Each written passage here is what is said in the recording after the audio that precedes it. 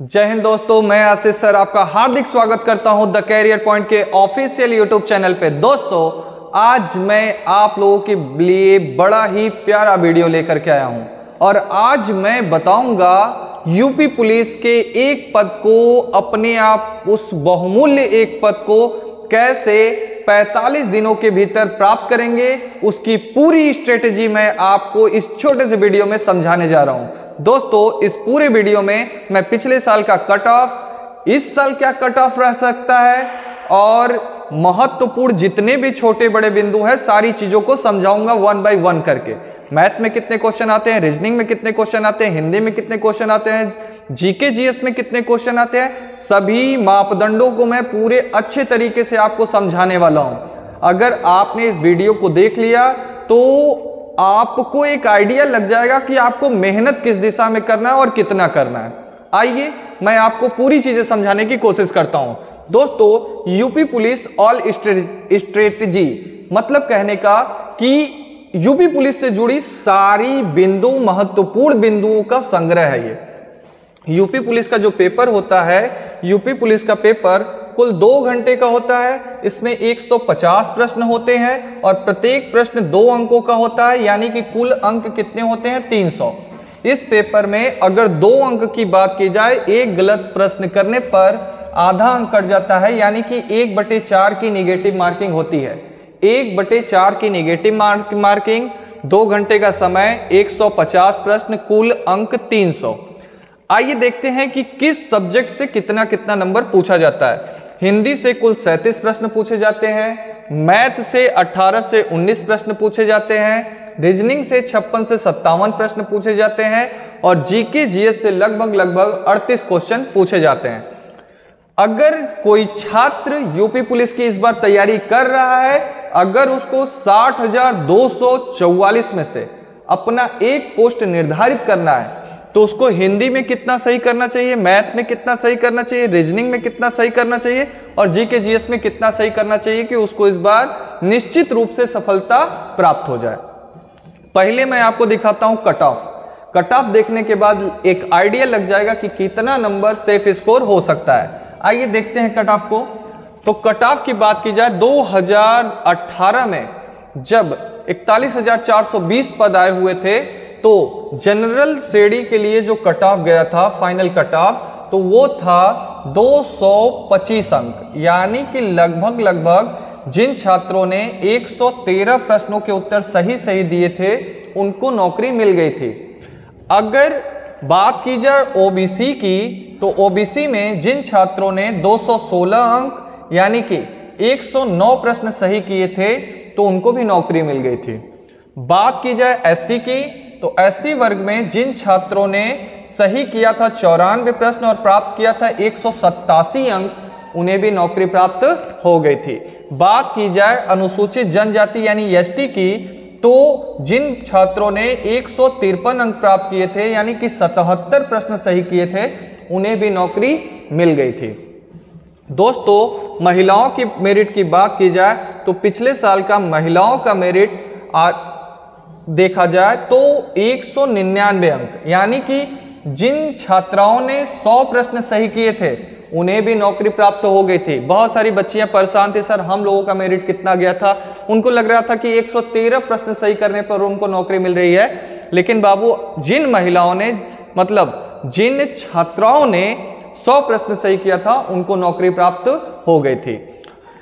दोस्तों, बात की जाए कि 2018 का कट ऑफ इतना था तो 2023 के लिए सेफ स्कोर कितना होगा, तो इसको देखते हुए और उसके भी पहले के पेपरों को देखते हुए, ध्यान में रखते हुए, अगर कोई छात्र हिंदी में 37 में से 32 प्रश्न सही करता है, मैथ में लगभग 14 प्रश्न सही करता है, रीजनिंग में 47 प्रश्न सही करता है और जीके जीएस में 22 प्रश्न सही करता है, तो इस प्रश्नों को जोड़ने के बाद लगभग वो 115 प्रश्न सही कर रहा है।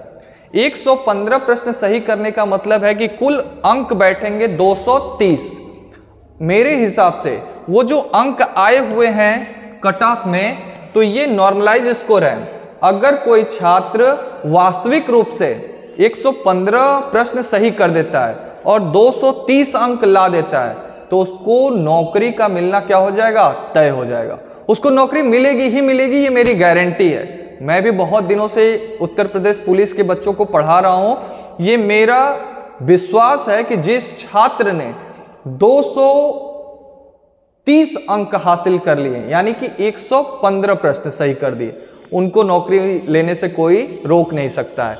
अगर बच्चियां यानी कि छात्राएं 105 प्रश्न से ज्यादा सही कर देती हैं, इस बार 105 प्रश्न से ज्यादा सही कर देती हैं, तो उनको भी इस बार नौकरी मिल जाएगा। देखिए, मैं एक बार फिर से बताता हूं आपको कि 150 प्रश्न होगा, 300 अंकों का होगा, 2 घंटे का पेपर होगा, पेपर ऑफलाइन होगा, OMR पे गोला भर के पेपर को दिया जाएगा और सेफ स्कोर लगभग 115 का होगा, यानी 230 अंक जनरल के लिए, OBC के लिए 110 प्रश्न, SC के लिए 100 प्रश्न और ST के लिए 90 प्रश्न होंगे। तो आइए, मेरे हिसाब से जो सेफ स्कोर है, जनरल 115, OBC और EWS 110, SC के लिए बात की जाए तो 105, 100 से 105, ST की बात की जाए तो 85 से 90 के बीच में भी अगर स्कोर कर देते हैं तो आपको 2023 में नौकरी प्राप्त हो जाएगी।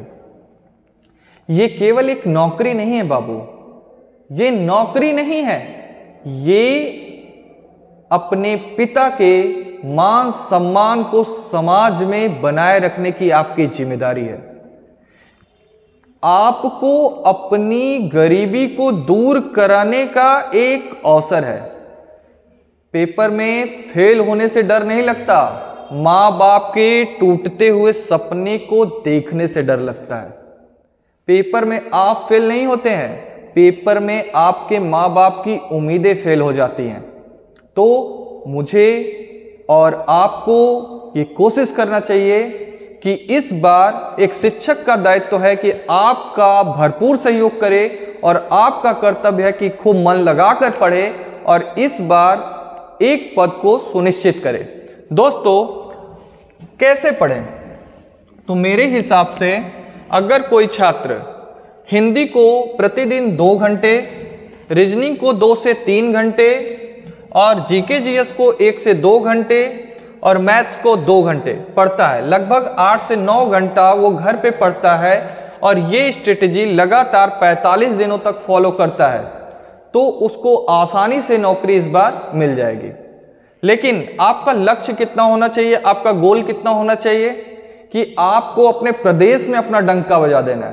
तो आपका गोल होना चाहिए 130 सही प्रश्न। अगर आपने ऐसा लक्ष्य बना लिया है और ऐसे लक्ष्य पे आप चल रहे हैं तो आपको एक पोस्ट लेने से कोई रोक नहीं पाएगा। अगर आपको किसी भी सब्जेक्ट पे, किसी भी टॉपिक पे कोई भी दिक्कत का सामना करना पड़ रहा है तो आप कमेंट बॉक्स में अपनी समस्या को लिखें, उसकी जानकारी, उसका उत्तर मैं आपको देने के लिए 24 घंटा तत्पर हूं। धन्यवाद। आपको वीडियो कैसा लगा? अपनी प्रतिक्रिया कमेंट बॉक्स में जरूर दें। जय हिंद, जय भारत।